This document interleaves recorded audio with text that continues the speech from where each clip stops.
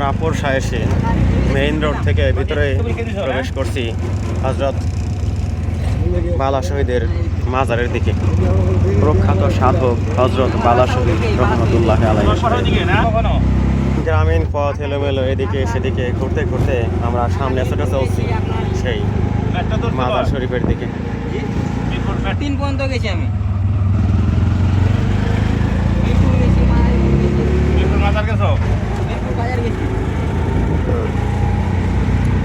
হযরত বালা শহীদ রহমতুল্লাহ আলাইহি সম্পর্কে বিস্তারিত তথ্য জানা যায় না, তবে বিভিন্ন তথ্য প্রাপ্ত হতে অনুমান করা যায় তিনি একজন উচ্চ স্তরের সাধক পুরুষ বা আউলিয়া ছিলেন।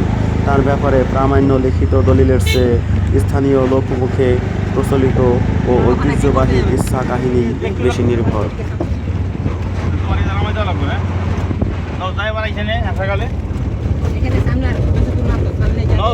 স্থানীয় ভাই যাকে গাইড হিসেবে আমরা গাড়িতে উঠিয়েছি তার বাড়ি একটু সামনেই, তিনি নেমে যেতে চাইছেন, আমাদেরকে লোকেশন জানিয়ে দিয়েছেন।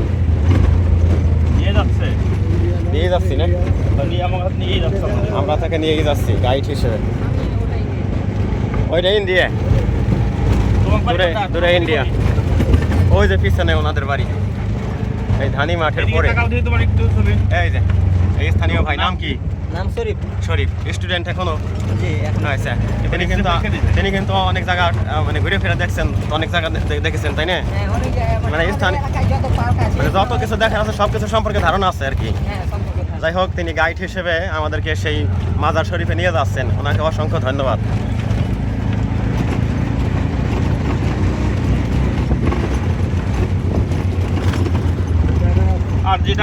ভিতরে প্রবেশ করার পর রাস্তা একেবারেই ভাঙ্গাচোরা। বাম পাশে একটা বিল দেখা যাচ্ছে। আমার বন্ধু যিনি একজন মেশিনারি ব্যবসায়ী, তার গল্প শুনুন। ফোন এসেছে তাই তিনি কথা বলছে। ওটার কথাই তো 11 লাখ মেশিনের রোল টোল সব নতুন, যে কোনো সিলিন্ডার কোনো স্পট তো গেল আর কিছু নাই। যে পর্যন্ত গাড়ি যায় তারপরে আমরা এখন পায়ে হেঁটে যাব। আমাদের গাড়িটা পিছনে রয়েছে। এই স্থানটা একেবারে ভাঙ্গা, লোডেড গাড়ি যাওয়ার কারণে রাস্তাটা অনেক ঢাল হয়ে গেছে, গর্ত হয়ে গেছে সাপ। বালা শব্দটি ফার্সি শব্দ বালা, যার অর্থ উচ্চ বা পবিত্র থেকে এসেছে বলে ধারণা করা হয়। ধর্ম প্রচারের জন্য তাকে বালা শহীদ বা উচ্চ মর্যাদা সম্পন্ন হিসেবে আখ্যায়িত করা যায়। সম্ভবত তিনি কোনো ইসলাম বিরোধী শক্তির বিরুদ্ধে লড়াই করে শহীদ হয়েছেন। এটা এই বিলের নাম কি? কুরলি বিল, পোরশা। এই যে একটা মাটির ঘর, অনেক উঁচু দোতলা ঘর।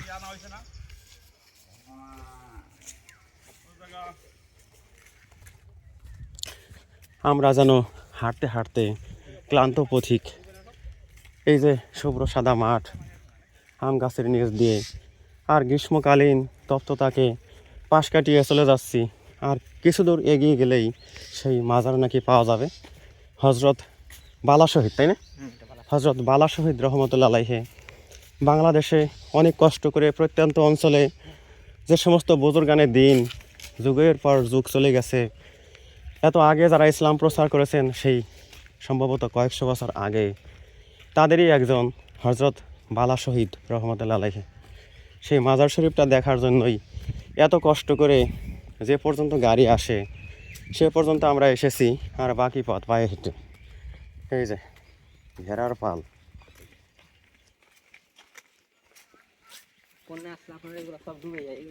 সব ডুবে যায়। অনেক পানি হয় আর কি, এ বিলে মাছ থাকে অনেক। হ্যাঁ, এই যে আমগুলো পাক ধরছে আম। তাহলে গাড়ি ওই দিক দিয়ে আসতে পারতো না? ও, বিকল্প রাস্তা নেই। আচ্ছা,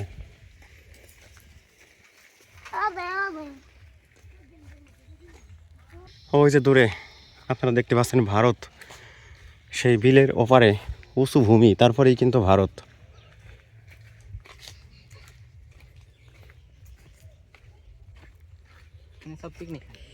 এই তো আমরা মাজার প্রাঙ্গণে এসে গেছি। জি, এর সামনের এইটা।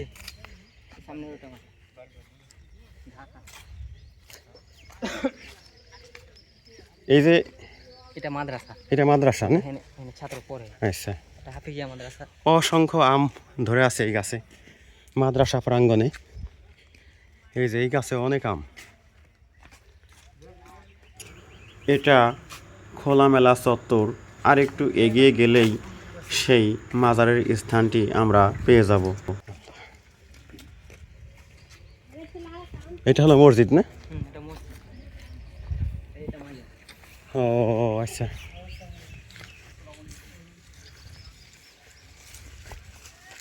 দর্শক, ঘুরতে ঘুরতে এই যে সেই একটা বেল গাছ দেখতে পাচ্ছি। বেল গাছ না এটা? জি, এটা বলগা। বেল গাছ। সেই বেল গাছের তলায় যিনি সেই প্রাচীন সাধু হযরত বালা শহীদ রহমতুল্লাহ আলাইহি সাহেবের মাজার শরীফ। এই যে অযত্ন অবহেলায় শুধুমাত্র বাউন্ডারি দেওয়া অবস্থায় আছে, এইদিকে কবর, যত্ন করা হচ্ছে না। এটা কার কবর এটা? এই পাশে, বলতে পারবো না আমরা। এই পাশে গোরস্থান, তাই না? জি, এটা গোরস্থান। এই পাশে প্রাচীনকালের এই পবিত্র ভূমিতে শুয়ে আছেন এক সাধু মহান ব্যক্তি, জ্ঞান তাপস, ইসলাম প্রচারক। অথচ কত শত শত অবকাঠামো ইমারত বাংলাদেশে নির্মাণ করা হচ্ছে, কত টাকা পয়সা খরচ করে, কিন্তু এই প্রাচীন এই সাধকের মাজার এরিয়া এবং স্থানটিকে এভাবে অরক্ষিত অবস্থায় রেখে দেওয়া হয়েছে, যা আমার ভাবতেও অনেক কষ্ট লাগে। তা আমি যেই সেন্সে এখানে এসেছি, আমার ভ্রমণ তালিকায় রয়েছে এই স্থানটি, কিন্তু আমি চমকে উঠেছি যে এখানে আসলে হয়তো একটা মাজার ভবন দেখতে পাবো, তা কিন্তু নেই। আর সে যাই হোক, মাজার ভবন কোনো মুখ্য বিষয় নয়। তিনি যে একজন বাংলাদেশের প্রাচীন যুগের সাধক, ইসলাম প্রচারক, তার অবদানে হয়তো স্থানীয়রা ধর্মের দিশা খুঁজে পেয়েছে, এটাই হলো মুখ্য কথা। মুখ্য কথা। ফুলের ঘ্রাণ আসে কোত্থেকে যেন, ফুলের ঘ্রাণ আসতেছে, বেল ফুল। বেল ফুলের ঘ্রাণ। যাই হোক, এই মহান সাধুর মাজারে আমি আসতে পারছি। আর আপনারা যদি ভিডিও দেখে কেউ আসেন, তাহলে আসার ঠিকানা উপজেলা পোরশা, উপজেলা পোরশা, জেলা নওগাঁ। একেবারে এই স্থানটির নাম, যদি এটার নাম কি স্থানটা, একেবারে এটা দরগাতলা। দরগাতলা। পোরশা উপজেলার পোরশা বাজার থেকে আরও কিছু দূর এগিয়ে যাওয়ার পরে দরগাতলা নামক যে গ্রাম, নিতপুর ইউনিয়নের নিতপুর ইউনিয়নের দরগাতলা গ্রাম, ঠিক সেখানে আসলেই, দরগায় কি গ্রামে? বালা শহীদ গ্রাম। বালা শহীদ গ্রাম, তার নামেই কিন্তু এই গ্রামের নামকরণ, বালা শহীদ, হযরত বালা শহীদ রহমতুল্লাহ আলাইহি, তার নামেই এই গ্রামের নামকরণ। কারণ বিষয়টি অবশ্যই ভাবার, এবং ইতিহাস অন্বেষণকারীরা অবশ্যই ওনার সম্পর্কে জানবেন, তথ্য অবগত হবেন এবং জিয়ারত করবেন। অবশ্য আমার সেইভাবে প্রস্তুতি নাই, আমি জিয়ারত করার মতো স্কোপে আমি নাই, কাজেই ভবিষ্যতে যদি আসা হয় হয়তো অবশ্যই জিয়ারত করা হবে। আর বাংলাদেশের যত সাধক ব্যক্তি আছে তাদের মধ্যে উনি যে অন্যতম একজন শ্রেষ্ঠ ইসলাম প্রচারক, এতে কোনো সন্দেহ নেই। স্থানটা এমন, একদিকে হলো বিল, এই যেদিকে বিল, একটু দূরে ভারত, আর এই দিকে এইটাও বিল, তাই না? জি, এটা বিল। এইটাও বিল, বালা শহীদ গ্রাম, আর সেখানেই এই সাধকের মাজার শরীফ। অনেক লম্বা ছিল মনে হয়। সম্ভবত এত বড় মাজার এরিয়া হওয়ার পেছনে কারণ থাকতে পারে, হয়তো একাধিক ব্যক্তি, হয়তো ওনার সাথে ওনার যারা ভক্ত অনুরক্ত ছিল তাদের কারো মাজার শরীফ, অথবা ওনার স্ত্রীর মাজার শরীফ। তিনটা কবর আছে এখানে। তিনটা কবর আছে না? না, আমরা একটাই দেখি। একটাই কবরটা কোন এই জায়গাতে। এই জায়গাতে? এই আচ্ছা। জায়গায় জি। এত বড় জায়গা, এত লম্বা। লম্বা হওয়ার এখান থেকে ওখান পর্যন্ত ছিল। এখন আমরা তো বলতে পারবো না এটা কত আগের কবর। মানে মুরব্বী মনে বলতে লম্বা হওয়ার কারণটা অবশ্য মানে অজ্ঞাত বিষয়টা, উনি হয়তো জানলে জানতে পারে। যাক, দেখি আর কি ওনার কাছে জিজ্ঞাসা করে। লোক মুখে এবং স্থানীয় কিংবদন্তিতে তাকে হযরত শাহজালাল রহমতুল্লাহ আলাইহি এর সঙ্গী আউলিয়ার অন্যতম একজন বা প্রাথমিক যুগের ধর্মপ্রচারক হিসেবে বিবেচনা করা হয়। তিনি মূলত আরব অঞ্চল থেকে এসেছিলেন। সঠিক জন্ম তারিখ এবং বংশ পরিচয় সম্পর্কিত দলিল এখনো জানা যায়নি। করা হতো, এখন ওই যে ওইখানে আগের একটা ফাউন্ডেশন ছিল মনে হয়, ওই যে দেখা যায়, ওই যে ওয়ালের একটা চিহ্ন জি, এটা মানে আগের। পুরোটাই ঘেরা ছিল। এখানে অনুষ্ঠান হয়, কখনো অনুষ্ঠান হয়? না, এখানে অনুষ্ঠান হয় না। ও, বাজারকে নিয়ে কোনো অনুষ্ঠান হয় না। অনুষ্ঠান হয় না আর কি।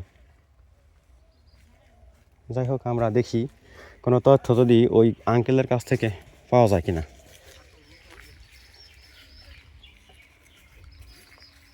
এই যেখানে পানি সাপ্লাইয়ের ব্যবস্থাও কিন্তু আছে।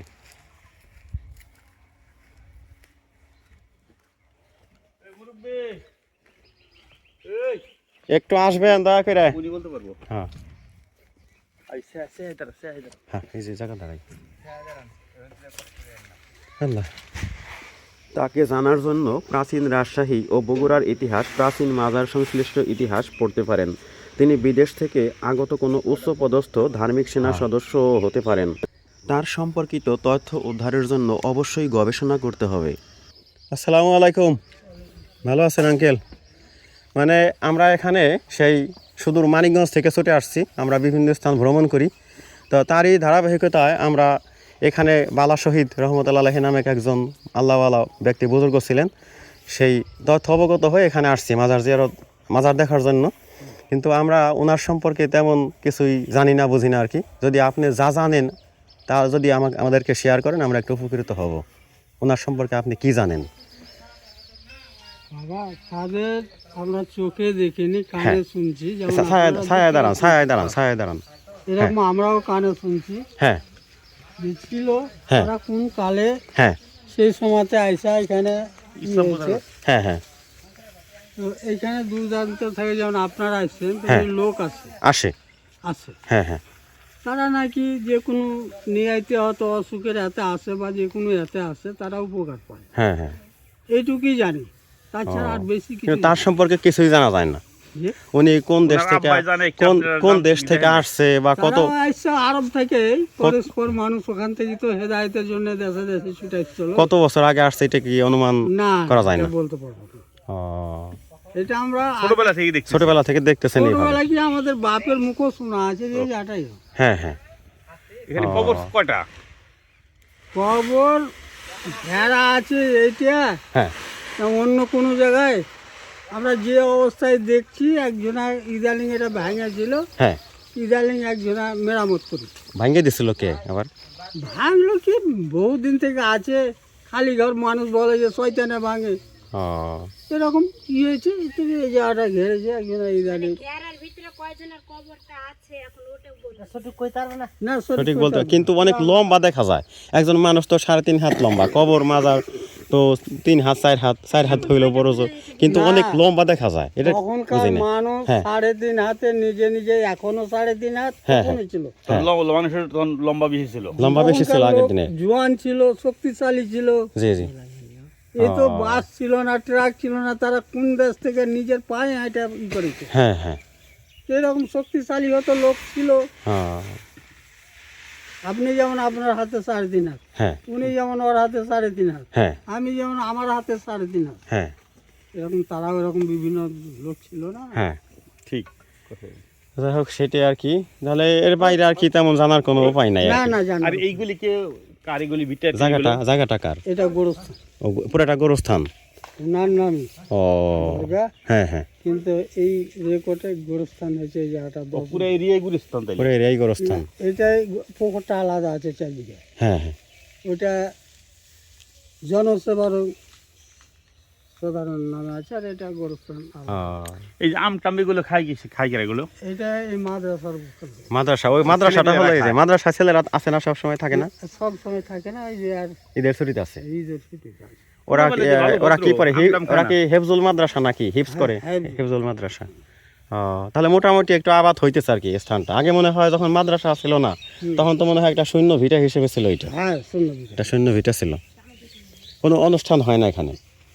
না কোনো কোনো অনুষ্ঠান হয় আগে আমরা ছোটতে দেখেছি লাঠি খেলা হয়তো লাঠি খেলা হইতো এই মাঠে? এই মাঠে। তাই? হ্যাঁ, তা কত বছর আগে? এই ধরেন এখন 50 বছর ধরে। 50 বছর আগে লাঠি খেলা হইতো এখানে। এভাবে ইতিহাস আমাদের কাছ থেকে হারিয়ে যাচ্ছে কাল পরিক্রমায়। এমন একদিন আসবে হয়তো এখন যতটুকু জানা যায় তাও হয়তো জানা যাবে না।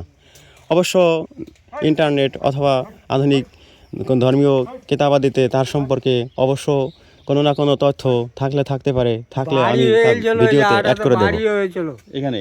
হ্যাঁ, কি হয়েছিল এটা? বাড়ি হয়েছিল। বাড়ি হয়েছিল? হ্যাঁ, নিতপুর থেকে এসে লোক খাস মনে করে বাড়িও করেছিল। হ্যাঁ হ্যাঁ। আমরা গ্রামের লোক সব হ্যাঁ। লাগা মেরা ওরাকে তাড়িয়ে দেওয়া হয়েছে। ও পিয়ন অফিস হাবিজাবি থেকে। হ্যাঁ হ্যাঁ। এটা বাড়িটা কোন কোন স্থানে করছিল এসে? আর উপরে করে দিয়েছিল। এই যে বাড়ির ফাউন্ডেশন মনে হয়, তাই না? এই যে বাড়ির ফাউন্ডেশন। না, এটা বাড়ি ফাঁকা। এটা না। এটা জালসা করি, হ্যাঁ, এরই এই জায়গাতে আলেমেরা বসে আলিমুল্লাহ আমারা বসে, জলসা হয়। জালসা। জলসাটা কোন কোন মাসে হয়? ওয়াজ মাহফিল হয়। হজ মাহফিল হয়, এটা কোন মাসে হয়? মাস হিসাব নাই, তাই মাদ্রাসার কমিটি বসে যেটা দিন ধার্য করে সেই দিন। ওই দিনে বাৎসরিক অনুষ্ঠান হয়। হ্যাঁ। ও, সেইটাই। যাই হোক, তারপরেও কিছু ধর্মচর্চা হয়। আর উনি যখন ছিলেন তখন প্রাণবন্ত ছিল এই এরিয়া, ইসলামী জ্ঞান রসে সিক্ত করতেন তিনি স্থানীয় বাসিন্দাদেরকে। আর স্থানীয় বাসিন্দা বলতে আমি আশেপাশে বাড়িঘর দেখতেছি না, জনসাধারণের বাড়িঘর কত দূরে এখান যখন থেকে? ইনি ছিলেন হ্যাঁ তখনকার যে বাড়ি ঘর ছিল না ছিল, হ্যাঁ। আমাদের বাপেরাও বলতে পারে। ও, উনি এসে যে অবশ্য শুরু করছে আর কি, হ্যাঁ। ইসলাম প্রচার করার উদ্দেশ্য। কিন্তু বর্তমানে তখনকার অবস্থা অন্যরকম ছিল, কিন্তু বর্তমানে এখান থেকে কত দূরে মানুষের বাড়ি? এদিকে ঘর বাড়ি বা কিছুই দেখতেছি না কিন্তু। এখান থেকে ওই যে বাড়িটা দেখলেন না, হ্যাঁ হ্যাঁ, আমরা গল্প শুনেছি সাঁতালের ওই যে গাড়ি দেখে আসলাম ওইদিকে বাড়ি ঘর আছে আর কি। সাঁতালের বাড়ি ছিল। ও, তারপরে এসে এগুলো সব সাঁতালেরা যখন ব্রিটিশ চলে গেল তখন সাঁতালেরাও চলে গেল, হ্যাঁ। তখন এলে বাড়ি ঘর আস্তে আস্তে আস্তে আস্তে হয়েছে।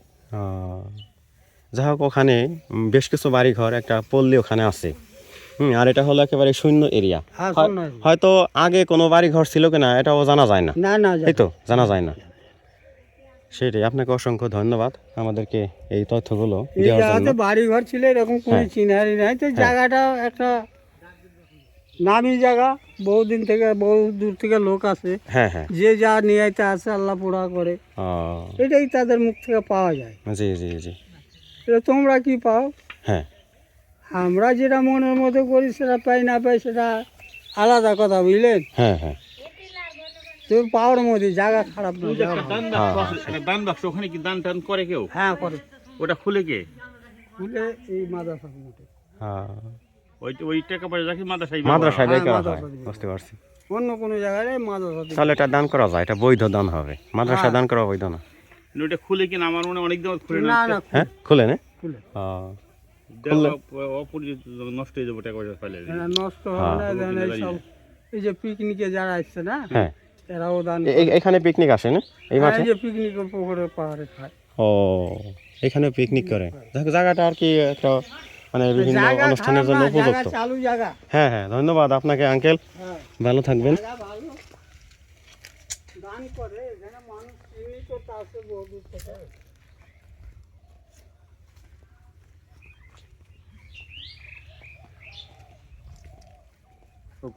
এটা হলো মসজিদ, এই দরগা কমপ্লেক্সে এই স্থানটিতে মসজিদ, আর এটা হলো হেফজুল মাদ্রাসা। ওই যে ওখানে আর একটা ভবন, আর এখানে একটা পেছনে বড় পুকুর দেখা যাচ্ছে। হযরত বালা শহীদ রহমতুল্লাহ আলাইহি সাহেবের পাক মাজার শরীফ একটা বিশাল কৃষি মাঠ, বিল এর পাশে অবস্থিত। অদূরে ভারত দেখা যায়। এখানে আসতে গেলে একটু যাতায়াত সংকট হবে, কাঁচা রাস্তা, গাড়ি মনে করবেন আসে না, পায়ে হেঁটেই বেশ কিছু দূর অগ্রসর হলে সর্বশেষ প্রান্তে ভারতের কাছে এই বালা শহীদ রহমতুল্লাহ আলাইহি সাহেবের মাজার শরীফ পাওয়া যায়। মাজার শরীফ জিয়ারত এবং অলিদের উসিলা দিয়ে দোয়া করা কিন্তু দোষণীয় নয়, আমরা এটা করতে পারি।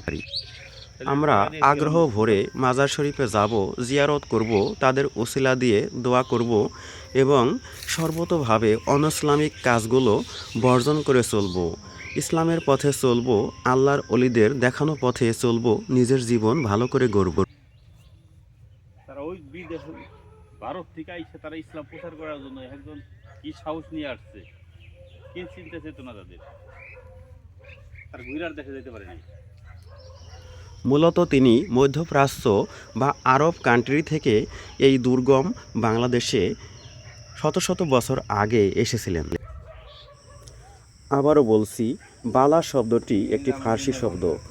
বালা অর্থ উচ্চ বা পবিত্র থেকে এই নামটি এসেছে বলে ধারণা করা হয়। ধর্ম প্রচারের জন্য তাকে বালা শহীদ বা উচ্চ মর্যাদা সম্পন্ন শহীদ হিসেবে আখ্যায়িত করা হয়। এমনও হতে পারে তার মাজারের বাউন্ডারিটি এত বড়, কারণ হলো মূল কবরের পজিশন কোথায় তা না জেনে অনেকটা বড় করে বাউন্ডারি দেওয়া হয়েছে। অথবা এমনও হতে পারে যে এখানে বেশ কিছু লোকের মাজার রয়েছে। তো দর্শক, এই ভিডিওটি আমি আর লম্বা না করে এখনই ক্লোজ করে দিব, আর আমরা এখান থেকে চলে যাব। আপনারা আসবেন, ঠিকানা ইতোমধ্যে বলা হয়ে গেছে। আপনাদের স্বাস্থ্য উজ্জ্বল সুন্দর জীবন কামনা করে এখানে এই বিদায়। ভালো থাকুন।